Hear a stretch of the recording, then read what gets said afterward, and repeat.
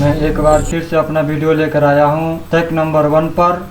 अपने YouTube channel shake number 1 से आप सभी का हार्दिक स्वागत है। से बतिया मौजी बगल से बतिया हो, अगल से बतिया मौजी बगल से बतिया हो। भैया आज हमनी के देश में कोरोना वायरस बहुते आतंक मचैले बा और तरह तरह के बयान आवत बाटे। बीमारी से लोग ये देखल जाता कि बीमारी के कारण लोग अपना सगी संबंधी और अपना परिवार के बीमारी से भेदभाव करी और अपन बीमार व्यक्ति से भेदभाव मत करिए। एगो कोरोना पर बस 2 लाइन के बाद यदि आप लोग के पसंद आई तो गीत के लाइक और शेयर जरूर करब जा और हमारे चैनल के भी सब्सक्राइब कर जा। ऐसे लांघना अपन दुआरी हो आइल कोरोना बीमारी, और लांघना अपन दुआरी हो आइल कोरोना बीमारी, छुआ छुअत के भइल महामारी हो आइल कोरोना बीमार,